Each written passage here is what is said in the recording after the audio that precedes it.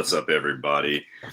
This is the BodySlam.net GCW Most Notorious Post Show. I am Cassidy Haynes, owner of BodySlam.net. I am joined here with my man, Mike Hamley. Brother, what is going on, man? How you doing tonight? Having a great night. Yeah, it's a fun night. Watched a wild wrestling show from Harpo's in Detroit, which some insane concerts usually happening there. Usually right where that ring is it's typically a mosh pit. So yeah, they really kind of matched the energy that Harpo's is used to with a wrestling show tonight.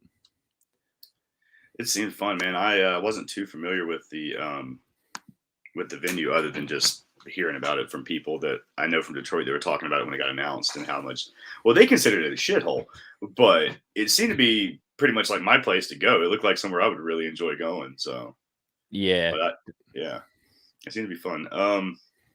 Yeah, but seems to be pretty much our lead in, our road to Hammerstein, which is ironically what we kicked off today with you and I did our first interview with Charlie Tiger, which dropped this morning for our Road to Hammerstein interview series. And we have one that you and I both did that'll drop tomorrow morning at 8 a.m. on our channel as well with MLJ. So it's just pretty good timing on that for everything. So, but yeah, let's just get more into the show tonight, man. Let's see. I could pull the results up here. It started with the scramble, right? Yeah, Gringo Loco. Yeah, he won. Yep, he defeated Jimmy Lloyd, Spider Nate Webb, JJ Garrett, Ninja Mac, and Dante Leone. Yeah, and Alex Zane. Alex Zane was in it. Oh, Zane was in there too? Ah, okay. Yep, and Leon hit the got the pin on Gringo with the cutter, right? Gringo got the pin.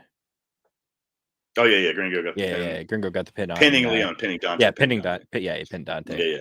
Yeah, and it says Zane was a late addition to the match, hitting the ring before the bell to attack. Okay, I had stream issues. So like I saw Emil announce it as a 6-man scramble. Everyone was in the ring, and then my stream got all funky. So I didn't even see Zane come in. And then I didn't see the intro because when I turned it on, everybody was already in the match. They were already wrestling, so I didn't see actually everybody come in. But I'm reading the results that are on Body Slam from Kyle.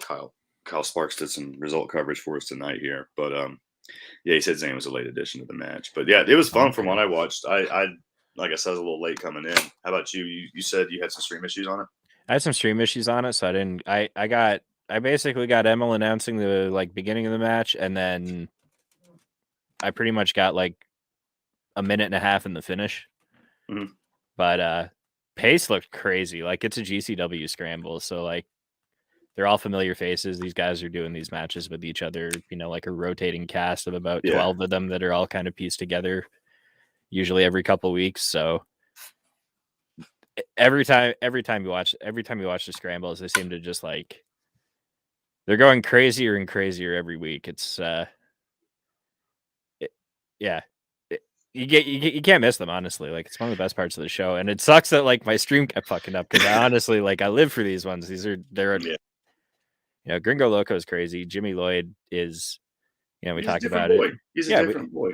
Yeah, we talked about like he'll do all sorts of like crazy high spots in the scrambles, but he'll work the death matches and stuff too. So Ninja Mac, like, oh dude, he's getting ready to go to Japan, man. They talked about that a little bit on the show. Yep, so new star of Noah, Ninja Mac. Good for him. Congrats.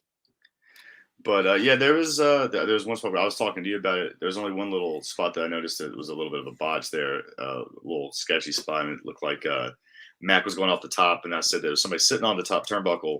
I can't remember who was on the top, and Dante Leone was looking like he was going to do a Hurricane Rana like off the top from that guy, but Ninja Mac came in and hit him, but he came up a little shallow and knocked Dante off the top, until he kind of landed on his head on the apron too. Like, and he was out of the match for a little bit, but he got back in because he got pinned at the end to finish. But then Ninja Mac got involved, and I said he jumped up and did a Hurricane Rana onto the guy that was on the top and threw him off, and it looked like he was going to land on somebody else and do a Hurricane Rana off of them. So he was going to be like projectiled into another move onto somebody else, but he came up a little shallow. But they worked through it. There's usually one spot where they get so fucking creative. Like this seemed to be the one where it's just like, man, it sounds really fucking awesome on paper, but like to pull that shit off is so fucking incredible to do. But they were a little what's the word I'm looking for? Overzealous. Yeah. But, Honestly, like with that many moving parts and the creativity that all of them possess melting together into one match, it's like there's bound to be something that's just like a little more ambitious than, yeah. you're not gonna, it's not gonna be like we're gonna get this one right every time kind of situation with some of those spots, but at least props to them for working through it and still no, it was getting a great match out. It always is fun, like you said. But we got was Gringo got the pin on that one, which is that's awesome for him, man. I'm going into hometown tomorrow night in Chicago. Got a little momentum for him, so we'll see what they have for him tomorrow night. But absolutely. Next match up, we had Jordan Oliver versus Leon Ruff. It looks like that was a replacement because it was supposed to be Rich Swann, right? Yeah, I'm not sure what happened there. I didn't recall hearing anything on the broadcast about it, but that also might have just been me not hearing it. No, I think I heard that he was a last minute replacement, but I didn't know. Yeah. I didn't hear if they said why. I don't recall the circumstances. Yeah, but I thought it was Rich. It was supposed to be Rich and Leon, if I remember correctly. I think if I saw the promotional, if I remember the promotional definitely graphics. Was. Okay. What did you think of the match, man? That was a hell of a good match. Like always, everything Jordan does, right? Jordan's awesome, and like Leon is, he's actually like, polished, been on television wrestler, and Jordan was able to like keep the energy, keep the pace with him and everything, and like, really go toe to toe with Leon. So that's like a huge pat on the back to Jordan for, keeping up with Leon through it. They had me cracking up on the broadcast when they were talking about Jordan Oliver being 220 and saying big breakfast, big breakfast. Dude, he's been eating big breakfast. Yeah, but breakfast or whatever. Breakfast size. Leon cracked me up pretty good too, though. He I've dubbed the one move the guitar bar. Which one? He had Jordan and he had a little arm bar. He had a little arm bar on him, and he played some air guitar on his arm. So, nice. Guitar bar. Yeah. Guitar bar. I like it. Yeah, make it happen. Guitar bar 2022. But yeah, that match was a fun match, man. I really like. I mean, dude, you can't go wrong with the Jordan Oliver match. That's why he is like one of their building blocks, cornerstones. Yeah. I feel like that pillars term is getting overused already. I already fucking hate it. Kind of like the forbidden door term. I fucking hate it already too. Yeah. But I mean, he is what he is. He's definitely the future. I tell him that every time I talk to him. But yeah, that motherfucker is tall. Every time I see him, he gets taller and taller. Yeah, and they kept talking about Emil kept talking about Jordan having a new move lined up for this match, and I mean, he hit it, but did they give a name for it? I think they just call it the Orange Crush.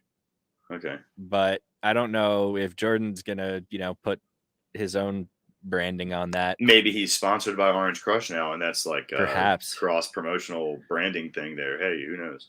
Young, dumb, and sponsored now. Young, dumb, and sponsored. Exactly. We'll have to ask. We'll have to talk to the rest of the guys and ask him if that's the new. Yeah. You have to change the gimmick, man. Absolutely. But who does Jordan have tomorrow night? Do we? I have to look at the card. I'm bad. Yeah, pull that card up. I'm doing bad. Right? Yeah, I should have had it up. I should have had it up just to fucking have ready to go, but I don't in front of me. Anyway. That was a good match. So I fucking Jordan. Yeah. Dude, he's fucking awesome, dude. He has some good spots too. They had some real good chemistry too in the ring. They did this one spot in the corner I really liked where you could see Leon bouncing around like he was going to do some springy, flippy stuff to like go like jump over Jordan and catch him off guard. And Jordan just catches him in midair and hits him with a fucking real snappy, sharp like belly to back suplex. They just looked really good. But, yeah. That German spot in the corner was good. I really like that. The Three Amigos spot also was really cool. Mm-hmm. Jordan got the two, and then they kind of started chaining the counters back and forth on the third suplex until Leon eventually got Jordan over for it. So I've found portions of the card, but not the whole card. Oh, maybe I did find the whole card. Never mind. No, I just found some of it. We got Gresham and Scorpio tomorrow. Mm-hmm. We got a scramble again. Gringo Loco, Dante Leon, Dark Sheik, Alex Zane, Nick Wayne, Ninja Mac, Depp and Bailey, Cardone, Ricky Morton, PCO, AJ Gray, Ali Catch and Kylie Ray, Bandito and Blake Christian, Briscoes and Rejects. Does Jordan have a match tomorrow? I would assume so, but I I don't see it. Let's see. I'm not seeing it. He might be. I don't know. They probably got some. I figured they got something for him, unless he had something else booked tomorrow. But who knows? You think this takes priority? You would have to assume. Yeah, we'll find out tomorrow night, I guess. We shall see. But anyway, let's get back to tonight's card, and we'll talk about tomorrow night's card tomorrow, or we'll go back to it at the end of the night. We'll push it at the end. Yeah. But up next was the Kevin Nash spot where he made a guest appearance, where we just put over Detroit. Joked about the guys in the back are stealing his shit and all that good stuff, and pretty much just put over GCW though. But it was good. This guy yelled out at him, "Where's Shawn Michaels?" He said, "Probably at NXT." Yeah, right. And then which it was good because then that was a good segue and transition into the next match though, which then it brought out Alex Shelley, and then they had a nice little reunion in the ring because they had a good TNA run together. Man, I always enjoyed their little. I forgot what was their team? Do you remember? Was it? Oh God, paparazzi? Was that their thing with the paparazzi? Yeah, whatever? Yeah. Oh God, paparazzi. Something. My brain's. Fuck. Anyway, you know what I'm talking about. Hell yeah. But he came out to kick out the Jams by was it MC5? MC5, yeah. Yeah. Yeah, that was a good time. Yeah, then they two-sweeted. They had a nice little thing where Shelley also put over the locker room. But then that's set up to the next match, which was Jimmy Jacobs versus Alex Shelley. And, of course, that's only a fucking awesome throwback classic match. Mm-hmm. But we had Jimmy Jacobs unsuccessful, and Alex Shelley was able to pin him there. What was it? How'd the finish go? It was a no, he submitted him with the Border City Stretch. Yeah, Border City Stretch. But after Jacobs kicked out of the shell shock. Yeah, he kicked out of the shell shock, and they just rolled him right into it. It was actually a really nice transition to finish it. The whole match was great. Like, I've talked about having getting a nice stack of ROH DVDs in the mid-late 2000s, and some of the earliest DVDs in there had this same match on it. So it's really super awesome seeing these guys, we're talking 18, 19 years later, still, putting on good matches against each other. Hope, could be the last time we see. Right? Yeah, exactly. Yeah. They, both, both from the Detroit area. I believe Jimmy Jacobs is from around there. He's from somewhere in the area, yeah, somewhere up there. But, honestly, it's one of the old, it's one of the oldest matchups in modern wrestling that's still apparently going. I don't know if we're going to see it again. I hope we do, because I was excited in New York when I got to see Jimmy Jacobs wrestle that spot with fucking wrestle at Emo Fight. God damn it. I'm drawing a fucking blank now, man. Hang on. I'll find it. Anyway, that was fun because he was going to sing, and then he got interrupted and did the match. I think it was Atticus, wasn't it? Atticus, yeah, it's 440. It was Atticus. Okay. Yeah, okay. Fucking Atticus tonight interrupted. We'll get to that too. But this was fun, man. That was a good match. So those two guys can still go, both of them, and Alex Shelley, of course, he's a little bit more active. Alex Shelley was putting him in all sorts of ridiculous submissions at the beginning of the match. He had him. Oh man, he was twisting him up like crazy. It was super fun. I loved that. I always get excited when I see the flatliner into a turnbuckle. So thank you everyone who ever does it in a match. I like it when it's done really smooth. I hate it when it's done poorly though. Yeah. It's one of those, the ones that look like it hurt. Yeah. So if you don't do it well, it looks like shit. It looks really tragic when it's done well. I get so excited. They also did they had a really nice do-si-do with each other kind of at one point, and then Jimmy Jacobs hit Alex with a fucking 6-spear. Yeah, dude. And I don't know how many more. I mean, Jimmy Jacobs is getting up there. I don't know how much more he has in him, but that's always. I like to see that he's getting to showcase his last run of his career in the ring, probably here with GCW. Yeah. Some fun. I hope we get a little bit more. I hope this wasn't the end. That's twice now we've seen him in the last 4 months. So Yeah. hope we get a little more of that. That's always, I like the nostalgia that they do when they bring it in. They do a good job bringing in your nostalgia points and mixing it in with their current stuff. But that led to the entrance, man. The Diesel Kevin Nash or the entrance with Matt Cardona coming out with Chelsea. Oh my god, this was they're like the best but the worst. You know. Like, what'd you think? Well, I mean, this whole segment was good because it did a good job promoting. Good. Yeah, it was promoting Sunday. The celebration of life of Joey Janela they're gonna have next Sunday. Oh yeah, Chelsea started it out so like sweet too. So speaking so kindly, and then just turned it immediately right at the end. It was, you love to hate them. They're so good. Like, yeah, dude, they're so good at. I honestly have not ever really been much of a Chelsea Green fan, but I really enjoy the most recent stuff. Well, her stuff with her and her and Matt together is really great. I'm not a real fan of like the stuff by herself, but it's good, man. She's done really good. Yeah, like, this stuff's fucking awesome, dude. This was funny. The nod to the Macho Man and Elizabeth with the pictures and the fucking all that stuff and the Photoshop bullshit. It's good though, man. This whole thing's good. Everything they're doing in GCW together is just like it's perfect. Like it works so well. But that set up led to Rhino coming out, right?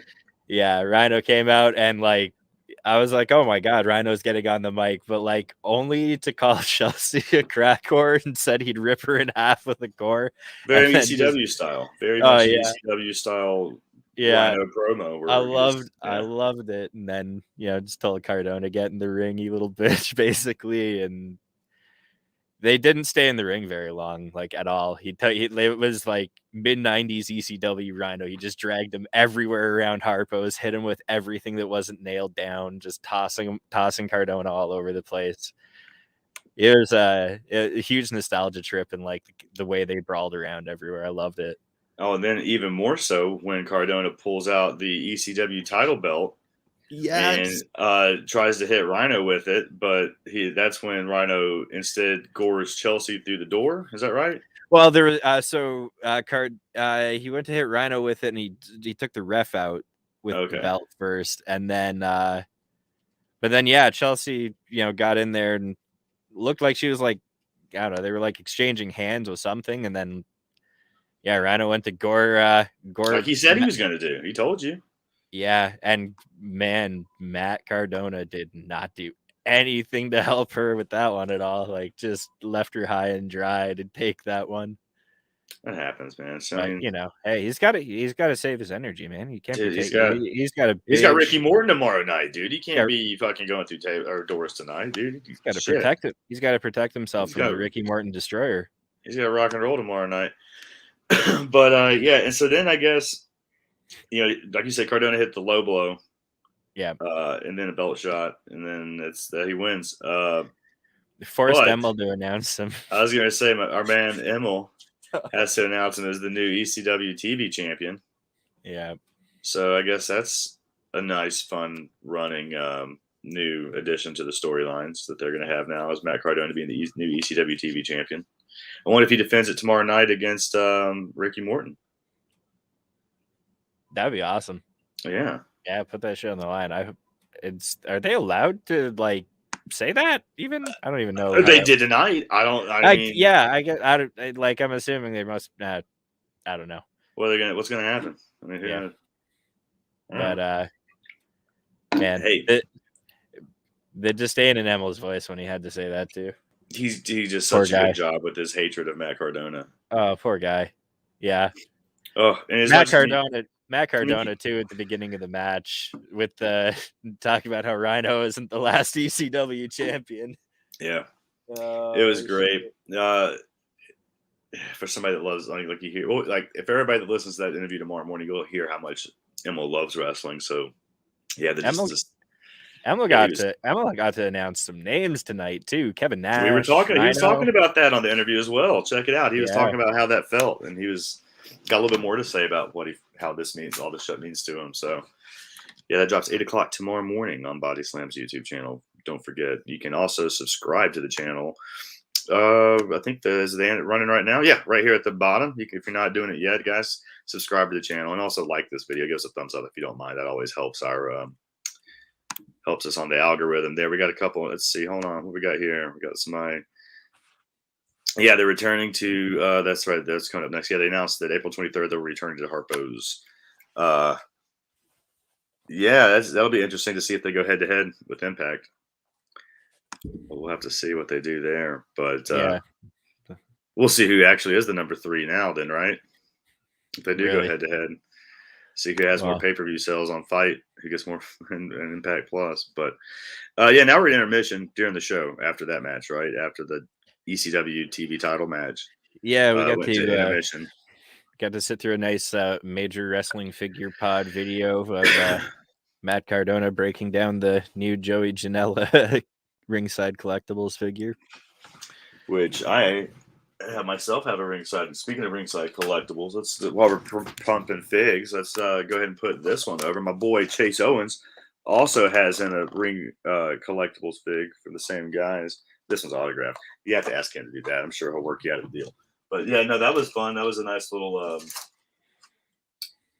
figure breakdown of Joey's figure and him talking shit, and then of course really his figures. Of course, really broke the figure down at the end of the video too. I mean, that's what I would expect. I mean, that's from somebody that is such a major figure guy. He better do a fucking proper breakdown of it, or I mean, the fuck are we even doing here? Get a nice cross section in the middle, right?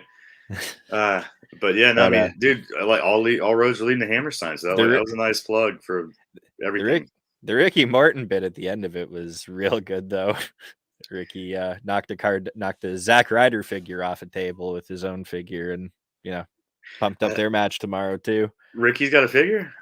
It looked like a Ricky figure that he was holding. I don't know what it was that he had, but because I heard Cardone talking shit about Ricky never having a figure, so I figure he would have known. Haha, puns. I don't know. I'm not. I don't really. It was like sideways, so I couldn't really tell the face or anything. I saw a mullet, but I don't know. Yeah, it wasn't white though. Like it was brown. Like honestly, how many brown mullets have you seen in pro wrestling before? Like, the entire 80s, 70s, and part of the 90s, most of the 90s, brown mullets. Wrestling and hockey, they're the only two places they're acceptable. Dude, it's like it gives you strength. It's like a power boost. It's like plus 500, depending upon the mullet. It like gives you attribute point boosts and stuff. Like it's like a cheat code. Did you not know that? No, I had no idea. No. Well, now you know. Okay, that explains it. Yeah. Damn. The more you know. So after intermission, we came back with a friend of the show who will be another person that we're going to be interviewing on our Road to Hammerstein interview series with Tony Deppen, and he wrestled Dark Sheik, defeated Dark Sheik by submission. Was it a chicken wing cattle mutilation variant of something like that? I think poultry mutilation, something like that. Same poultry mutilation. Yeah, that was a good match. I mean, that was a nice. It was a nice follow up to their spot in the number 1 contender battle Royal Rumble gimmick match that they did at the Showboat last. Yeah, they spent a lot of time beating on each other in that match, so a little bit of a score to settle for it. It was nice to see some storyline carry over, like from previous GCW shows, which with the format they do isn't exactly like always the easiest thing. Sometimes, you know what I mean? Like you sometimes have a couple week gaps in between shows, not always the same people, so it's cool to see it happen. Yeah, now they're working, like we said before, they were doing so many shows coming up this year. It's probably going to be easier to start doing that. You know what I mean? To actually start tying in storylines and carrying them over instead of just having 1 or 2 to do it for everybody, or not everybody, but more people on the card. Absolutely. But look forward to that. And this was a good example of such. But you did the gatekeeper, Tony Deppen, bro. He had, came in. Dark Sheik had a nice showing, but we got Tony. Yeah. Fucking winning it up, bro. Hold on. Let me just, goddamn it, knock the thing over. But what does that say? Sign Tony Deppen. There it is. That's all that needs to be fucking said right there.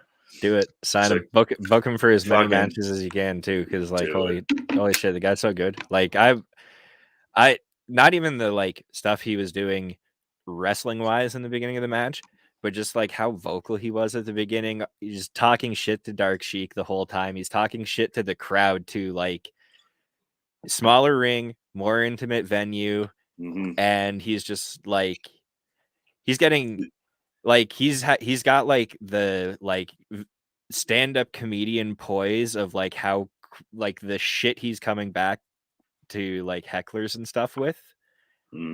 And like all this while he's also wrestling a match too. It's just so impressive. I love the guy. And he owns a brewery. Yeah.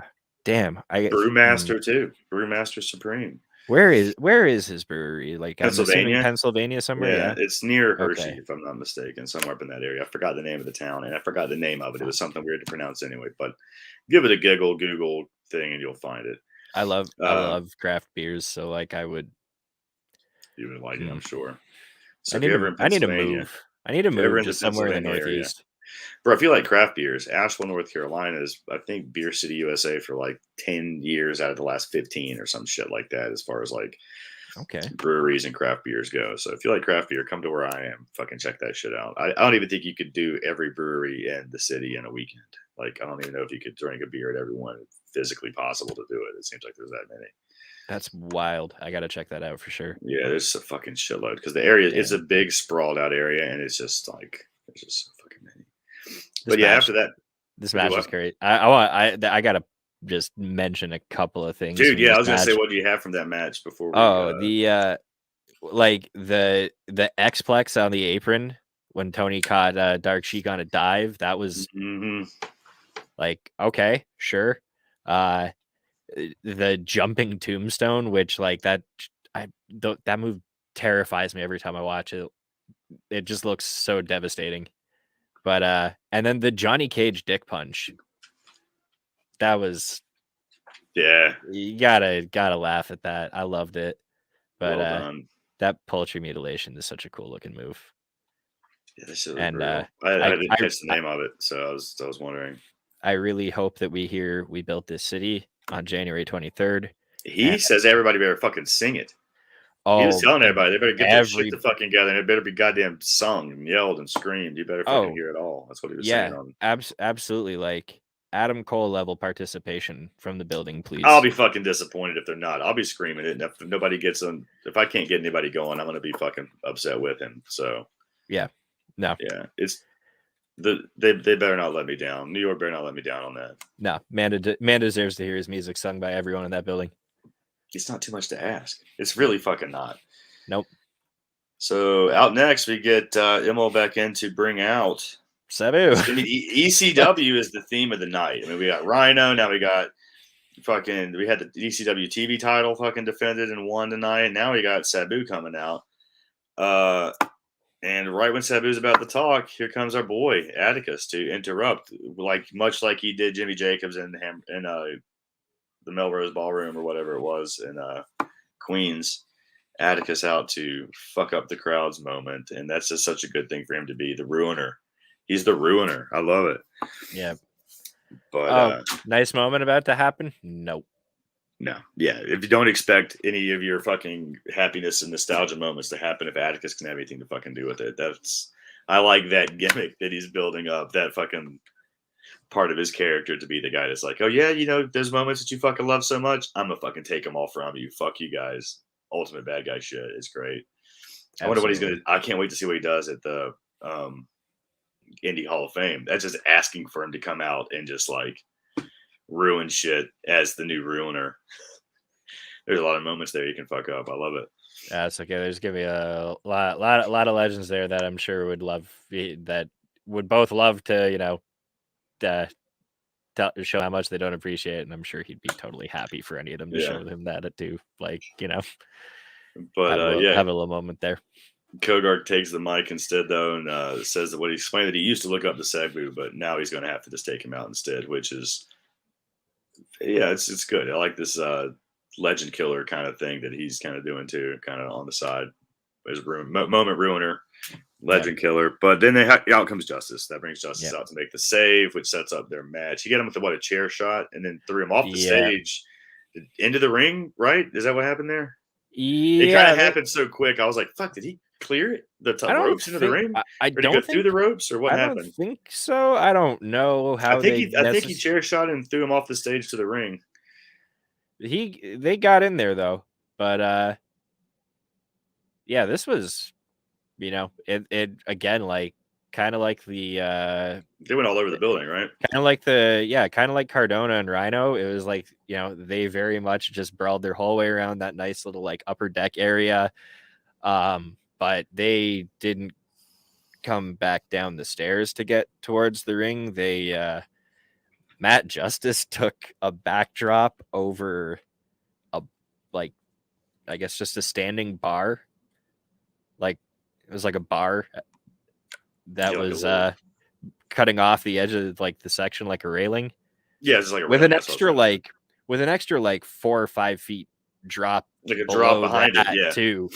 So like that was, and I'm like the whole time I'm just thinking like this. Please, disaster way. Like, that's like we talked about. Everything's so off the rails. Just because like there's not a imminent table disaster. there. Yeah, there wasn't a table there. There wasn't doors there. Like he literally just landed in a bunch of empty folding chairs. So that had to feel terrible. He looked fine though. Got right back up. So like, Superman Matt Justice, and then Kogard dove off the bar onto him. So yeah, there was all types of shit happening. Oh, they were brawling all over. They were brawling all over the place. It was so good. I love the match. And it won with a roll up, right? Kogard did. Yeah. So, well, like Matt Justice was like Michael Myers at like towards the end of the match. He took a bunch of like chair shots, got air raid crashed on a chair, kicked out, skewers, headlock driver. Skewers all up in his head, yeah. Oh yeah, they like stuck good in his head too. He yeah. But Sabu was throwing it. Something was happening with Sabu, and then out comes my dude, my guy, my Bill man, Alfonso. Gregory Iron.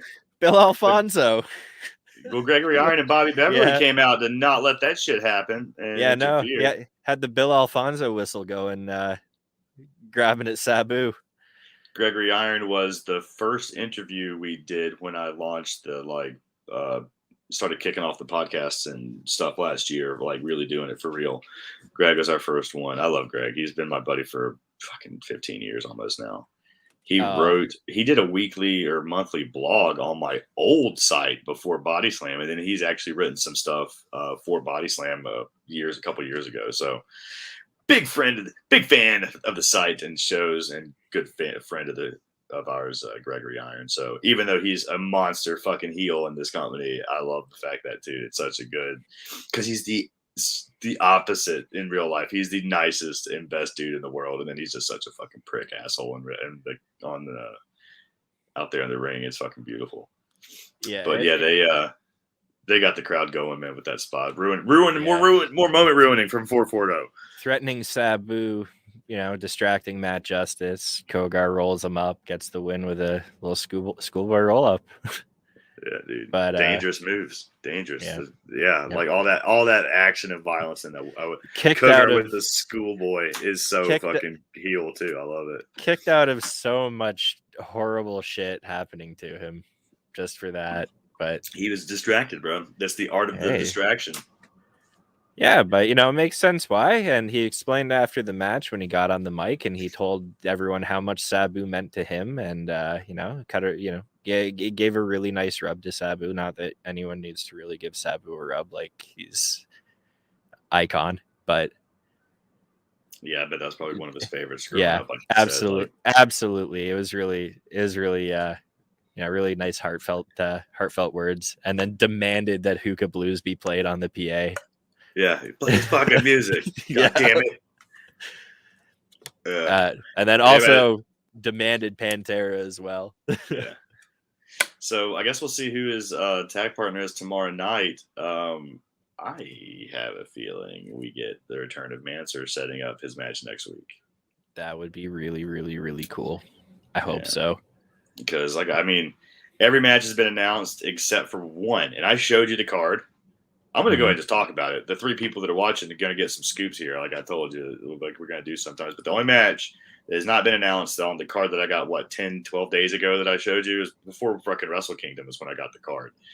The only match that hasn't been announced. They announced the Mox match tonight too, which I'll talk about that here in the same little section we're doing. Yeah, please, because I have some questions about that. The only match they haven't announced yet that I saw on the card was Second Gear Crew versus Briscoes for the tag titles at Hammerstein. So tomorrow night, Matt Justice mystery partner against whoever the fuck they're wrestling. I forgot who Matt Justice is wrestling, but they said who's going to show up and help Matt Justice tomorrow night. That's what they kind of said at the end of that segment of that match. You know what I mean? Perfect opportunity for Mansoor to come back and then lead into next week's match for the tag titles, and that'll be the last match announced. Because before that, I was expecting the final match to be announced would be the world title match, because that was the only one that had the little asterisk when I got my card sent to me, because they were supposedly having to wait for his return to AEW TV to announce that match. And that's why, and like I had numerous people tell me last 2 weeks when I wrote the article last week that his return was imminent to TV. They expected him last week or within a week. So 2 Dynamites passed, in that 7-day stretch, because like that was the thing. Is it said a week? I was like, okay, and it didn't happen. And now we're 9 days out, and he hasn't returned to TV, and he only has one more chance to do it, and that's less than that's like 4 or 5 days left. Because I mean, Dynamite and Rampage are live next week. Next week's a live Rampage, so there is 2. Like theoretically, they've got up until that Friday night for him to make it to AEW TV before Hammerstein, but. That's unfair for GCW not to be able to announce their main event. So I guess they got tired of waiting and just went ahead and announced it. Yeah, that's the thing. Like you want to announce your card. Like I get that, they're and props to GCW honestly for waiting as long as they could, I guess. Yeah, like they're giving him every opportunity not to spoil the imminent TV return to wrestling, but bro, that's the main event of their biggest show. They're gonna have to fucking put it over and get the card to get that out there. Yeah, like you've got to be able to announce that, like more than just within days of the show happening. There's other moving wheels too involved in that, like other stuff happening. Like I know they have to do some custom artwork and stuff like for this. I mean, there's stuff that had to be put out, and some people couldn't get started on stuff until the match was announced. So like, you can't wait to the last minute on everything. So yeah, the fact that they announced it before he returned to TV shocked me, like I said, because that was the big thing that I was told they were having to wait for in the first place, was his return to TV, which was supposed to have been imminent last week, and it didn't happen yet. So I guess we got, like you said, 2 more opportunities before the Hammerstein show, which I expect. Why would they not have him return to their TV program before he goes to somebody else's pay-per-view to headline in his first match back from recovery?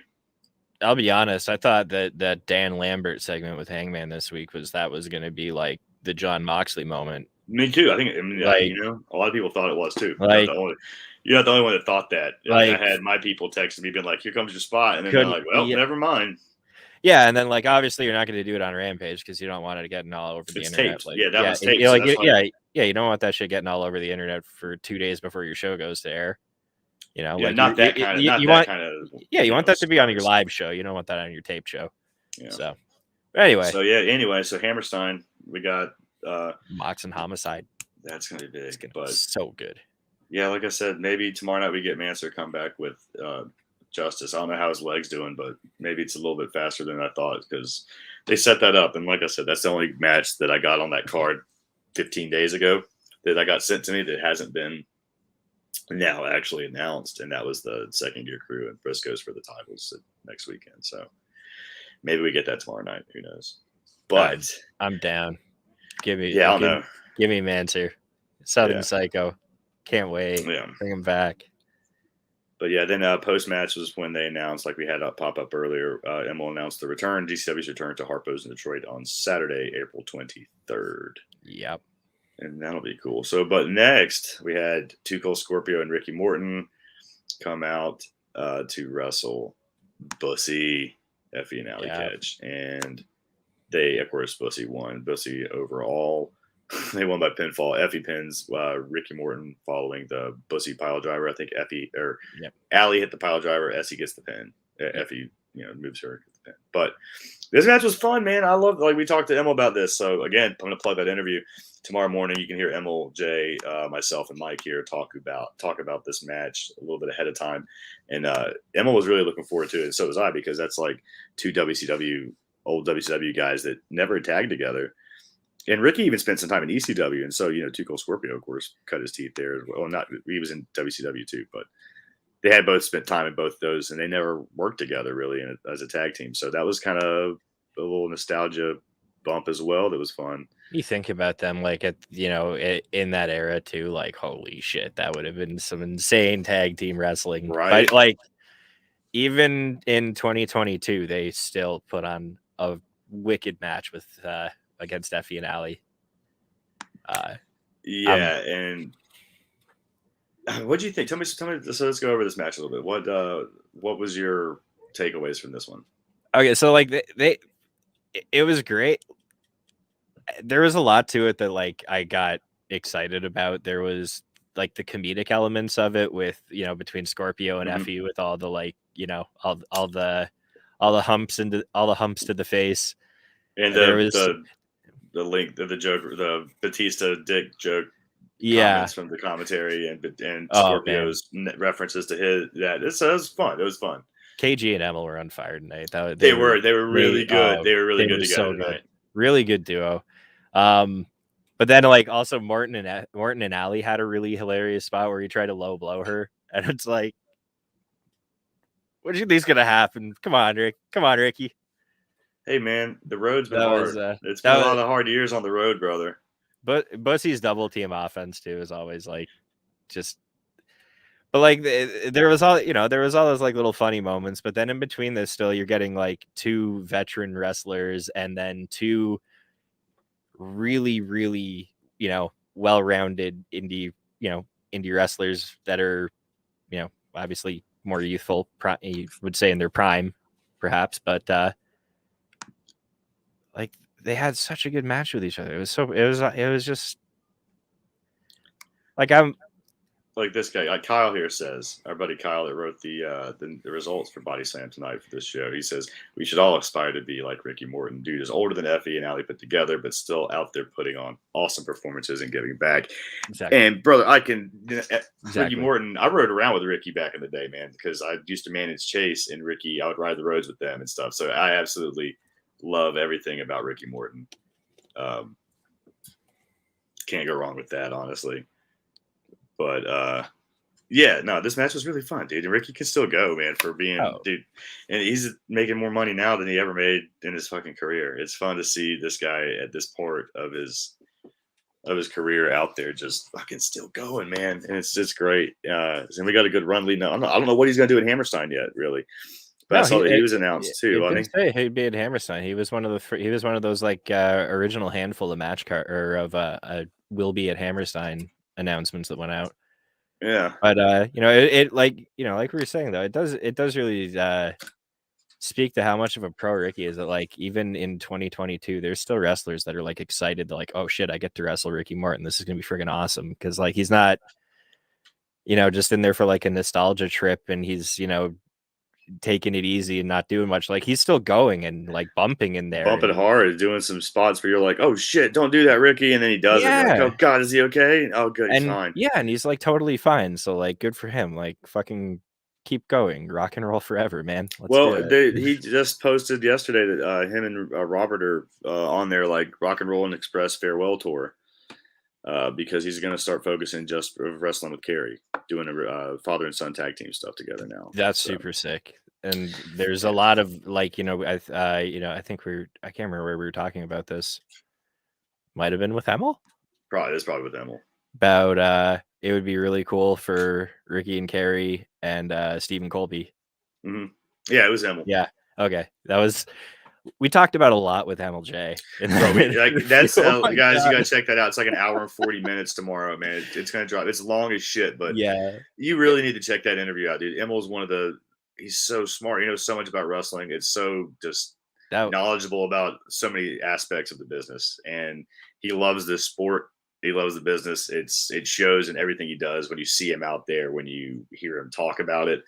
And so, yeah, check that out tomorrow. He talked about so much stuff. Like we said, everything we're talking about tonight is something that we touched on last night. I couldn't plug everything we talked on that interview when I was trying to write the description for it, because it's just like shit. I'll end up writing like this much shit if I told you everything we touched on. But It was a 45-minute interview that turned into an almost 2-hour podcast, and it was worth Dude, every second of it. I It was tried to such wrap a it up good 3 conversation. times. I tried to wrap it up 3 times, and I was just like, well, fuck it. It was And such a good and there's more to go back to with him too. We could have talked for another. We could have talked for another hour and a half, Yeah, bro. Which I've easily. done before with Emil. I Easily. think the one he did with Dom and I was 2.5 hours, and we were like, "Dude, we really got to go. It's like 3 in the morning now." And he's like, "Oh, my bad, guys." And we're like, "Dude, it's fine. Don't apologize to us for talking too long. I apologize to you for keeping you this long."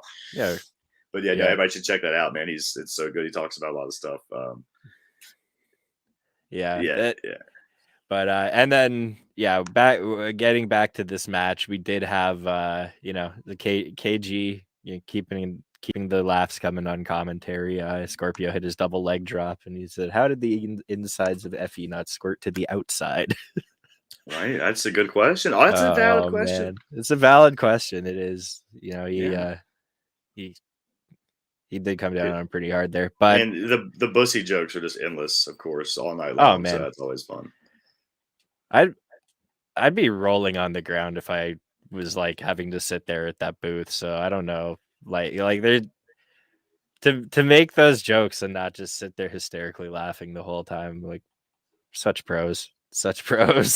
Yeah. And this was our co-main, right? Yes, this was the last match before we went to. This is for some people, this would be your main event. If you don't like death matches. But after the match, like you said, we solid match. We talked enough about the moves. Everybody should just go watch it. Like everybody needs to go watch every Ricky Morton match and every Two Cold Scorpio match until they are no longer wrestling, because what they're both doing at this age of their fucking career is incredible. And enough can't be said for Effie and Allie, both. Bussy as well. You need to watch anything involving all 4 of those fucking people. And he did get on the mic after the match too. Yeah, that's what I was going to cut a mic again. So, this is another match. So he again says that he's not going to wrestle Jeff Jarrett, but I have a feeling that tomorrow night that changes when Jeff Jarrett's in Chicago and they get a face-to-face of some sort, and then it sets up the Hammerstein match, because that's as well another match that's on the card for Hammerstein. As much as Effie says that Jeff Jarrett can't drink the organic clout blood of independent wrestling that is Effie, I have a feeling that might be not the case. Dude, Effie knows how to work you, brother. Yeah. No, kayfabe that. No, that yes. I mean, even though it keeps I love the build up for this. It's not going to happen. It's not going to happen. It's not going to happen. Fuck you. It's going to happen. Of course, that's where we're going with it, and I think tomorrow night, of course, we'll get it, because that's the last show. It's the go home. Chicago's the go home show. Chicago's the go home tomorrow night before Hammerstein. So we got one more tomorrow night, other than the Independent Wrestling Hall show that's free on YouTube next weekend. And GCW is definitely doing it big for Hammerstein, because they don't even have like a Friday or anything running next weekend at all. Like, well, other than the Independent Hall on Saturday. Yeah, they have like a non-wrestling, like a non in-ring wrestling event taking place on the Saturday, but it's they have a production, but not a wrestling event. Yeah, their show is the Hammerstein that weekend, so that's going to be. Usually they do a day after with like JCW and or H2O and some stuff like they got coming up later. Before nothing this weekend, it is Hammerstein. All roads are leading to Hammerstein. No distractions. Tomorrow night's go home show. So I expect Effie and Jeff Jarrett to be finalized tomorrow night, because that's going to be your money match. No matter what Effie says, he knows it. Effie knows money. Obviously, he touched on it in his Business Insider stuff tonight, dude. Mr. Six Figures, over there. Fucking who else can make 6 figures on the independent scene that's never been signed by a major promotion? I can't think of anybody. So, it's a short list, if it's very short list, if there is a list at all. Yeah, but most of them have been somewhere else to be like, now my booking rate's so high that I can justify that that fee, and now I can get there easier. But he did it on his own, man. He built his brand, self-made, fucking fast. It like soared quick, man. He's very, like you said, 2 years of just doing that podcast. He touched on he does Monday Night Not Raw every fucking week for 2 years when he gets home. And that dude, he leaves Thursday morning every from Atlanta and comes back Monday morning, and then does a show Monday night for his podcast. He's home till Wednesday night, and he leaves Thursday fucking morning or Wednesday night again, and he's gone working. I encourage people to check that out too. It's a good show. Like It's a very good show. I watch it. He talked about me an hour hanging out after the Full Gear the first wrestling stuff when he was up there when he wrestled Full Gear weekend. He was talking about that because he was talking about my chop video because I released the chop video with him that same weekend, so he was putting it over on that. I'm a subscriber. I'm just gonna start asking him for Cassidy stories in chat. He's funny, dude. We'll have some new ones next weekend. I'm sure. But yeah, he showed the chop video, I think, during the stream of him chopping me up. And he asked me where he asked where I ranked when I saw him in Minneapolis. And he's still 4th. Damn. Yeah. He's got a nasty sounding chop. Like he's got a percussive chop. He talks about, he says, I'm not known for my chops, but if he's gonna get you right here. He's gonna get you in the heart. You're gonna know he was there. That's what he says. He goes like, when I'm gone, you're gonna know I was there. I was like, I had some blood, had blood on my chest to prove it. But yeah, he's the fucking man. Another wonderful series you can find on the Body Slam YouTube channel, by the way, is Cassidy getting the shit chopped out of him by professional wrestlers. It's fucking hilarious. I feel so bad for you, but like, we're in it's the off season. We're in between season 1 and 2. I wasn't planning on taking a seasonal break, but we're in a lull right now. We had some filming issues. Didn't get any filmed this week in Raleigh. This wasn't working out. Timing wasn't good. It was just too much going on. I didn't really want to bother people. You'll be around a plethora of independent talent next weekend. For days.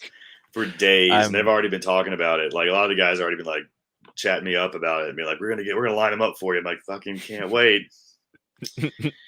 So now at this point I'm just like, season 2 will start when I get back from Hammerstein. I guess I was gonna do some this weekend when I went to Terminus and Zicky's. That was the original plan, but I got a fucking snowstorm coming through. Starting, well, it's supposed to start tonight or like tomorrow during the day, but now it's been backed up to tomorrow night. But I'm gonna get like 2 feet of snow here, and I don't fucking feel like driving down to Atlanta in it, so I'm not gonna do it. Yeah, I don't want to because gotta stay safe. Yeah, because I would have been coming back Sunday night in the middle of like 2 feet of snow, like while it's still pouring the snow. And I was like, that doesn't seem like the best idea, just to go get some chops and watch some wrestling, which I can watch the wrestling on TV here at the house. They're both, available for purchase. Zicky's is on Twitch free tomorrow night. Yeah. So gotta do that. Super smart move. That's really cool to tap into that. Yeah. But if you cut that, like I said, promoted that over. Then we got another little intermission downtime of the show where we have Alex Colon Hoodfoot match getting set up, where they set the ring up. Big Van out there getting his destructional weapons and stuff loaded up all over the place. And this match was for the GCW Ultraviolent Championship too, and it was Hoodfoot's debut with the company. And he got a lot of were you familiar with Hoodfoot? Because I didn't know about him until a month or two ago, I guess, whenever that match happened, where he just fucking leaked and bled so much fucking blood that the amount of blood that he lost was what got everybody fucking talking. Did you see that match? I didn't see the match. I saw some like GIFs and clips of just like the bloodshed, and he bled like crazy in this match. This was nothing compared to that other one though. Too. It's like, what the fuck, man? No, this wasn't that bad, but this was still like a fuckload of blood too tonight though. I don't know, maybe he's just like a really good bleeder. He could be. Some people just bleed well. I don't know. He's he's taking his aspirin or something. Like I don't know, but he's. Takes a couple drinks, alcohol drinks. Shot of vodka. Yeah.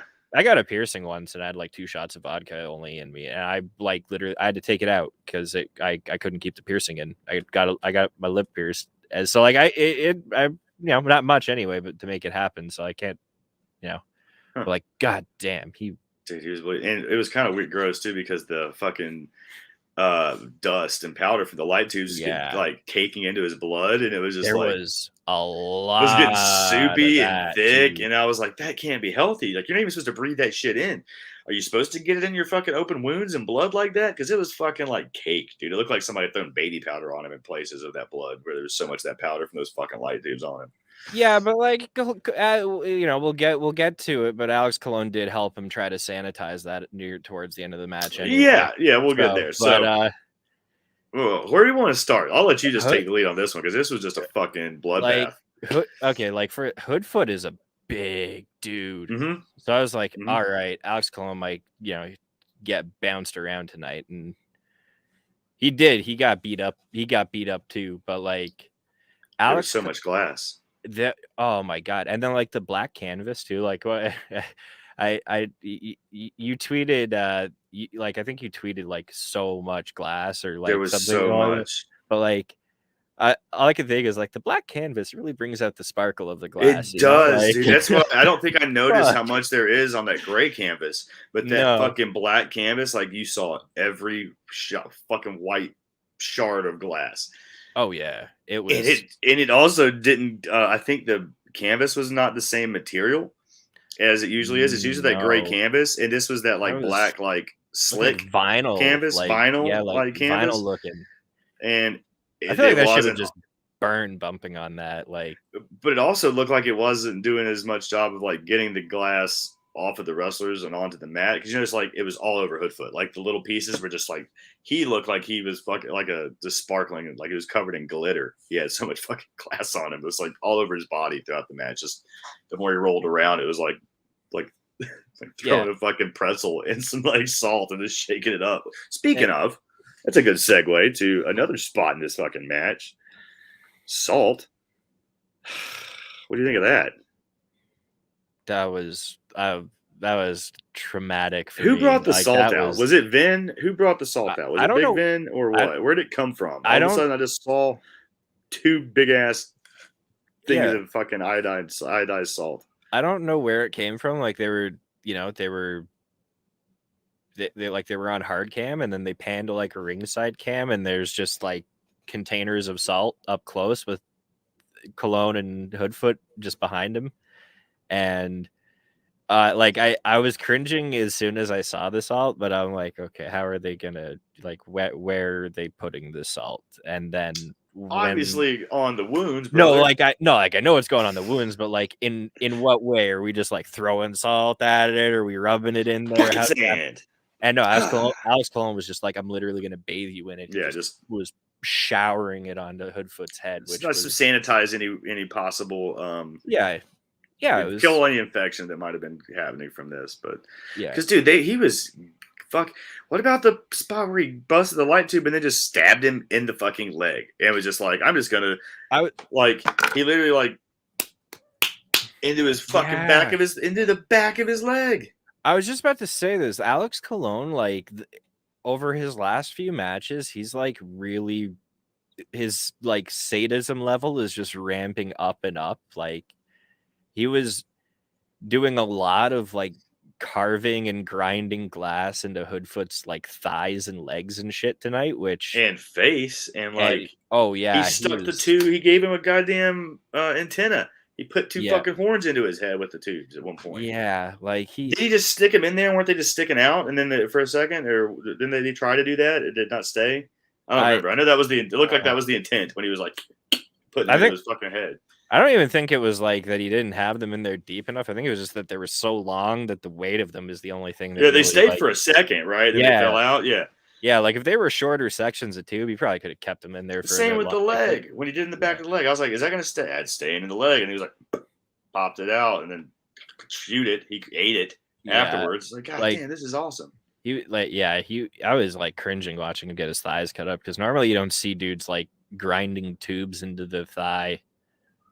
Like no, they even commented on the commentary. They're like, when was the last time you ever saw a deathmatch wrestler attack the leg with glass like this? Yeah, like, never, like KG, never. Like it's cool. He was working the leg. It's not what we're used to at all. Yeah, he wasn't unique offense, like different type of like work the leg.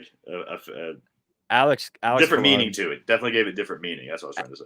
Alex Colon, I feel like he's just getting more and more twisted. It's just gonna get worse. We're gonna keep like it was the gusset plates with John Wayne Murdoch the last time. Like, Yeah, what how did Murdoch unlock something in him, dude? And now he just like he was already he's already the blood fighter. Now he's just like he's bloodlust Alex Colon right now.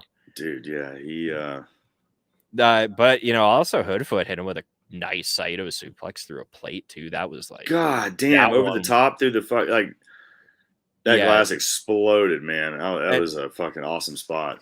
they both went through that plate too. Like Hoodfoot's giving himself as much trouble there as he is to Alex. So, but Again, so much glass. Like it just makes me so nervous. I'm like, another David. I mean, because the David Arquette thing.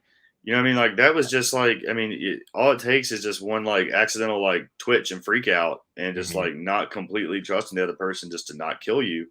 You know what I mean? And how hard is it to not fight your instinct to just like, when somebody's like, you know what I mean, trying to like fake, not fake, but just like safely, you know what I mean, carve you up. It's just like, fuck, man, those guys, deathmatch wrestling, it's not for everybody at all. Of course, obviously, fucking obviously, but like, there's so much to appreciate about it, and it does. It's a totally different element, and it does a really good job of when it done right and done well with really good deathmatch performers, which GCW does the best job, I think, of doing that, of having, not just deathmatch for the sake of deathmatch, but to have deathmatch that tells a story, kind of. You know what I mean? They usually incorporate it into their, like you said, they do those long arcing storylines because their shows don't carry over sometimes from week to week or bi-weekly, because you can't have the same more than one death match usually on all their cards unless it's that tournament survival and stuff like that. So sometimes they don't get to tell those storylines out and they have to wait and take turns and kind of alternate the way they tell their stories. But they do a good job with it, man, to where it's like not just blood, gore, and guts for the sake of having it out there, but they do it's there for a purpose. It's there to showcase some talent that otherwise wouldn't get seen, who are good workers and good wrestlers and also fantastic deathmatch wrestlers, and they can do everything. And Drew Parker, when he was at Homecoming, like he blew my mind. Like I'm watching him, I'm like, okay, so like he's, you watch a guy like that wrestle, you watch Alex Colon, you watch G Raver, Jimmy Lloyd, all these guys. Akira, who we're also Akira, absolutely. Are you available Tuesday, by the way? 7 p.m. Yeah, probably could be. We're going to record Akira 7 p.m. We're going to record him for this series. Probably drop that one either Tuesday night or Wednesday morning. We're going to have stuff every day, probably in theory. Sounds good. We'll have Akira again later. So that's another deathmatch guy that has just found a home here to showcase some of their talent. You watch these guys wrestle and you see the movesets that they're executing. You're like, okay, they don't need to wrestle a deathmatch style. Like they could just work, regular ass wrestling matches and be totally good wrestlers. Yeah. And then it makes me appreciate watching them wrestle deathmatch more, because at that point I know that they're just doing it because they really want to wrestle deathmatch. Yeah. And it makes their matches that much better because they're wrestling deathmatch because that's the style of wrestling they've chosen to make pursue their passion in. And it shows when you get a match like tonight or with Murdoch and Cologne on New Year's Day. Tremont and anybody Tremont wrestles. Yeah, Tremont always like him and AJ Gray had, Oh god, that House of Horrors match. Fuck. AJ will be there tomorrow night, right? Yeah, I think so. I'm pretty sure he is wrestling. I got it right here. Thank you. Tomorrow night, AJ versus PCO. That's what it was. There we go. Yeah, I was expecting tonight, but tomorrow night PCO and him. That's PCO just signed with Impact. I think AJ Gray is wrestling at West Coast Pro tonight. That's right, he is. Yeah, he's. We talked about that. He and I did. Yeah, AJ and PCO is gonna be. Ooh, that's gonna be nasty.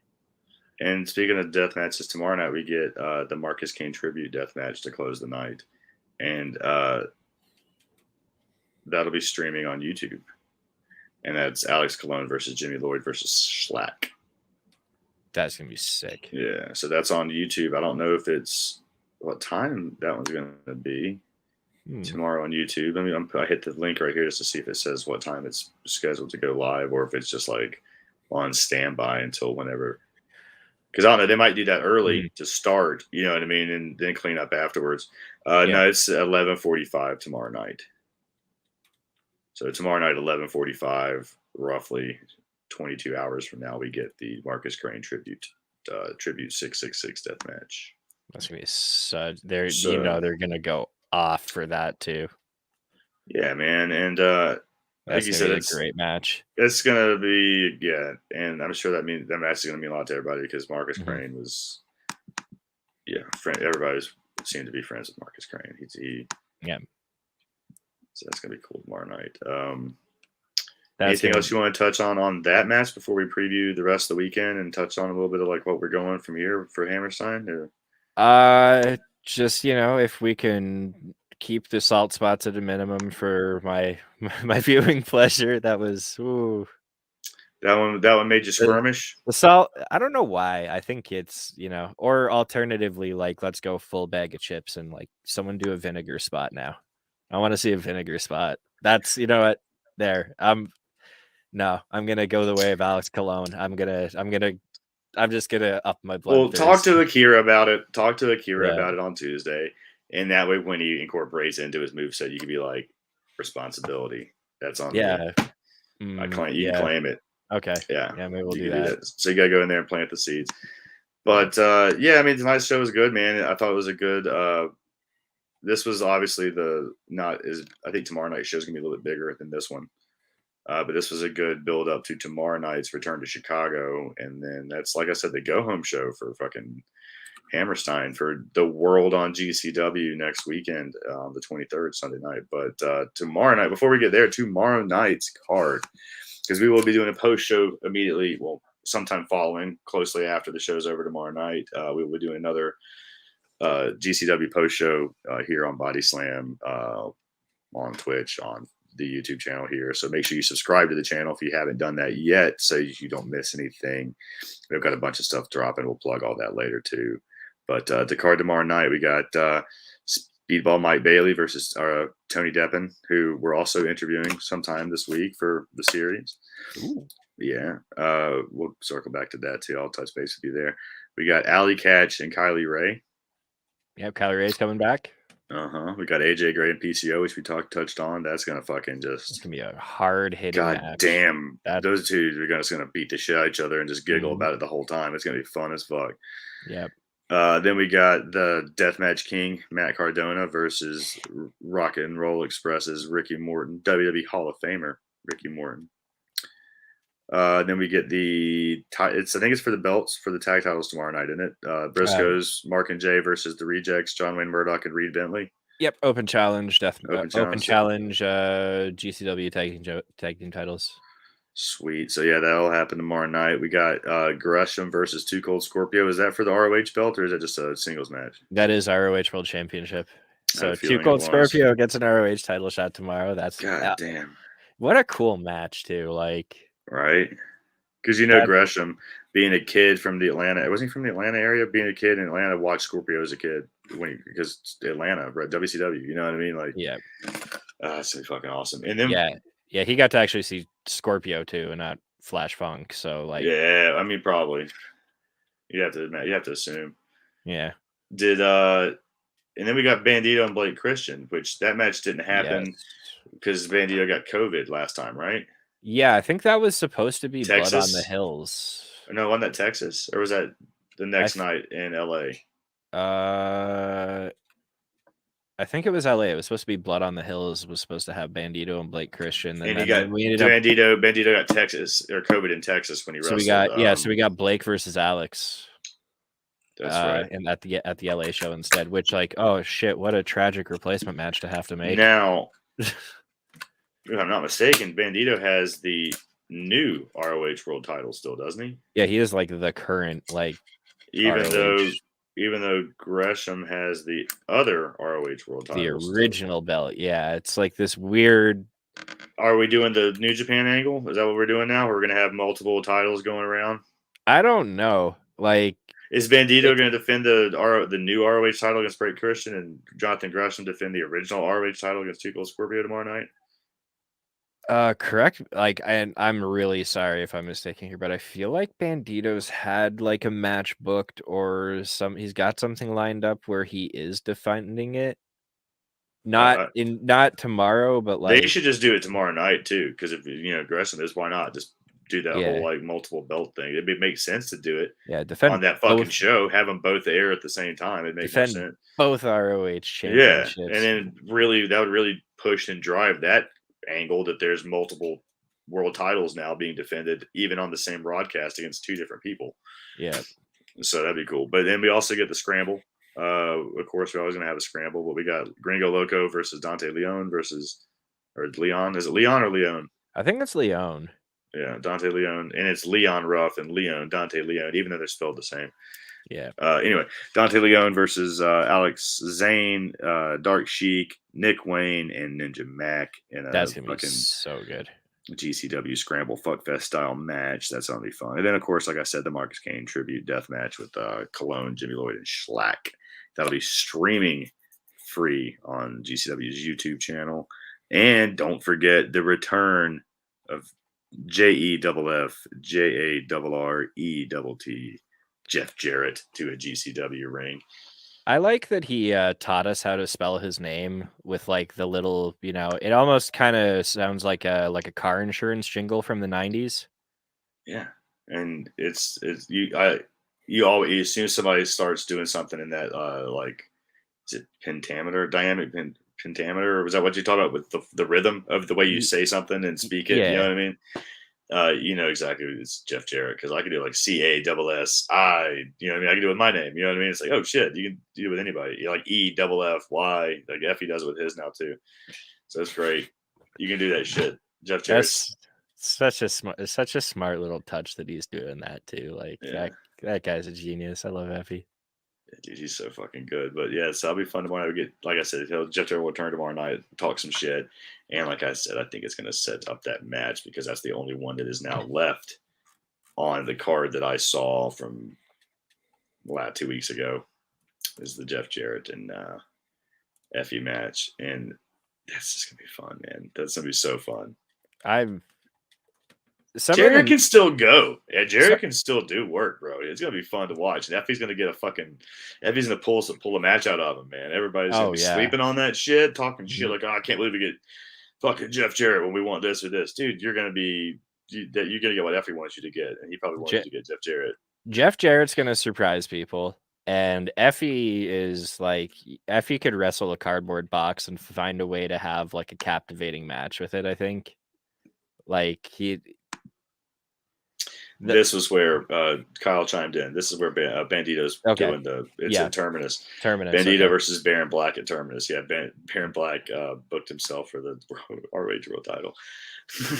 Kyle with the save. Thank you, Kyle. Yeah, Kyle. Appreciate you, dude. Yeah, dude. Clutch Kyle. Kyle in the clutch. Yeah, I was gonna be there, man. I would have known that if I paid more attention, but I already checked out when I decided I'm not gonna fucking risk in the snow. Hey, gotta knowing me, because it's all uphill too. So like all the way from Atlanta to where I'm at is fucking uphill, and the last spot too is like the peak, like the highest point in the journey is literally right. You get right to my county, then you come back down. So it's like right there where I'm at is like, oh, the highest point of the entire journey possible is where I'm at. Yeah, then you start going downhill from literally where I'm at in my town. It's like right here, and then from here to from the coast, it's all downhill. So it's like right here is the highest spot coming in. Oh no, trying to break on that shit. You hit one patch of ice. Oh, you don't dude, doomed. Like on it, take it from a Canadian. Fuck driving in the snow. Oh, dude, we get it every year. We actually get winter up here in the mountains in North Carolina sometimes. So yeah, like we've had some blizzards, but they're calling for it here, and everybody's freaking out. There's no more milk sandwiches to be had at the grocery store. You can't buy any milk or bread. Fuck. Yeah. So my mom was all freaking out. She's like, "Did you go to the store and prepare?" I was like, "And buy milk and bread that I'm not going to use? No, didn't do it." I'm so ignorant. How are you going to survive? It's like, I don't have milk and bread now, and I'm not fucking dead. I think I'll be fine tomorrow without it. I'm so ignorant towards like what the weather patterns in the US are like that like I do the opposite where people always think oh Canada is the land of snow and ice. Like I just assume it doesn't snow like south of Ohio. It normally doesn't, but I'm in like there's 3 ski slope resort kind of things like near me. There's one in my town. There's one more a little bit further south. The furthest one south is Sapphire Valley, where actually Jameis that works here, Jameis Mooney that does stuff with us. I met him up there. His family lives up there as a cabin. So that's like the furthest place you can ski in the United States southward is right there, and it's like an hour from me. And then I got a ski resort here in my town, a little slope with like 13 or 15. Shit, they got a pretty big base right now because it's been fucking cold. So they've been blowing snow for like months. I used to work up there when I was a kid. And then a little bit further away, like up by Asheville, there's one. And then Boone actually is pretty good. There's like some big ones in Boone. It's like more like what you would go and expect in like British Columbia out west, you know what I mean? Like real fucking resorts and shit where it's like, oh, there's like 52 trails and it's like you can ski for hours before you get down to the base. Mine, it's like you'll take a 10-minute chair ride to the top and then you're down in 5. And it's like back up again and down. So it's like not the biggest fucking like area there because of where we are, but it's still, we got some snow up here. But yeah, I canceled. I was just like, fuck it, man. I wanted to go this weekend and do Terminus and Zickies, but it's just not. I'll watch them from the house and talk about them instead, you know. I don't know how I'm going to watch Zicky tomorrow on Twitch and GCW at the same time. I don't have 2 screens. I can't multitask. Got to get on that 2-screen cast. Bro, I mean, I got my computer and the TV, but like. It's all it takes. It's all it takes. But I got to work. I have to be doing other shit at the same time. True. So it's like, even if it's on my computer, if I'm doing something else, that window's like closed out. So it's not even visible. Yeah. So it's like. It's so hard. It's so hard. There's so much good wrestling going on now. It's like, where do you have to like legitimately pick and choose, especially if you're actually like watching indie, like IPPVs now. That there's almost like 2 good shows going on every night. It feels like. Yeah, you gotta figure out. You gotta be selective in what you do. Yeah. But that's a good thing, man. Having too much wrestling to watch is a terrible, terrible spot to be in, right? Yeah. Well, shit. Let's pretty much wrap this up. Oh, let's touch on something else. They announced that fucking the World on GCW is going to be available on regular pay-per-view, not just fucking iPay-per-view. That's a big fucking deal that I didn't think really got addressed as much cable online. Real fucking. That's like. Yeah. Like I said, that's like ECW making it to fucking pay-per-view, real pay-per-view. The GCW is doing the same fucking thing now. Like my comparison of that being like their barely legal push is now the exact same thing. They're going to fucking real pay-per-view, and that solidifies you. So I think that solidifies you as being a top tier promotion. You know what I mean? To be picked up and carried by all your major satellite and cable providers on pay-per-view. That's fucking big deal, man. It really puts into perspective what is to be expected from this show on the 23rd. Like both, as a fan of, we know we're going to get a good card. Like they've even got this on cable, but also like for GCW, like for them to be getting this, that they're expecting a lot of eyes and they're aware they're going to get them. And I'm really excited for what they're announcing. A lot of shows coming up over the next couple months. Like, did you see the return to? Where's the Homicide going? Is it Texas? Texas, Detroit, or it was the Valentine's Day show? Is it LA again? Is it California? But I saw Homicide was announced for that. I got to look that one up. But they announced that today. They announced it was like their Valentine's Day show. Yeah, their February shows. That would be. Oh man, I hear you over there, trackball scrolling. Yeah, the wheel. Roll that wheel. Oh man! All right, there it is. Friday, February 25th, Los Angeles, GCW. Welcome to Heartbreak. Welcome to Heartbreak. So it's kind of it's the Valentine's Day month show. I was a little off on my date, but the theme is still their Valentine's Day show, even though it's on the 25th. But yeah, Homicide's announced for a return. I wonder if that might be some foreshadowing for next weekend.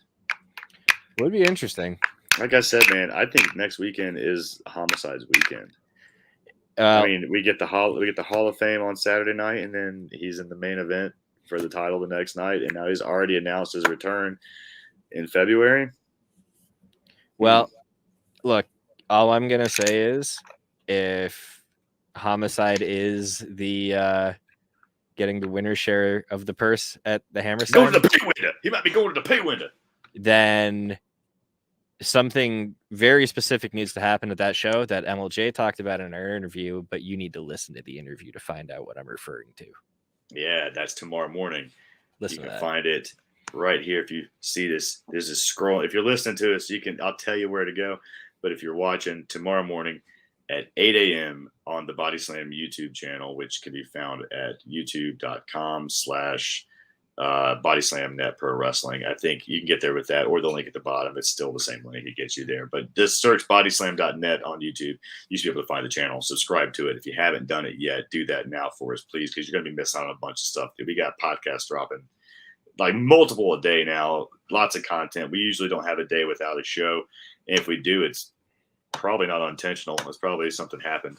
It seems like everything's supposed to be going up now every day. So make sure you subscribe to us so you keep up with all the stuff that we got going on, guys. We got a lot of stuff for you. But yeah, right here, tomorrow morning, 8 a.m., the second interview of our Road to Hammerstein interview series. Mike and I did earlier this week, or yesterday. Was it 2 days ago? Yeah, it was either way, 2 days ago, I think. It was Tuesday with MLJ. And guys, you're going to love that interview. I think, honestly, we talked for, like I said, almost an hour and a half, hour and 45 minutes, close to it, if not more, about fucking everything, man. He loves wrestling, and you'll hear it in his voice. You'll hear it in our conversation. It's just he's super fun. He's probably one of my favorite interviews of all time. That's like the second or third one he's done with us. Almost have been. So yeah, definitely check that out tomorrow morning. You don't want to miss it. Mike, tell everybody where they can find you, what you got going on. I know tomorrow night they'll hear us, unless you aren't going to be here. You'll hear us tomorrow night, right? Oh no, I'm here. I'm here. So we will be back tomorrow night. But tell us what else we can catch you doing around here, brother. GCW post show always. TV results for Raw, NXT, SmackDown. I'll report your results for you on show night right after the show. Wednesday and Friday, live AEW results for Dynamite and Rampage. You know, who knows where else I might pop up. Yeah, man. All types of shows. Doing some interviews now. Yeah. Just dropped one with Cass and Charlie Tiger today.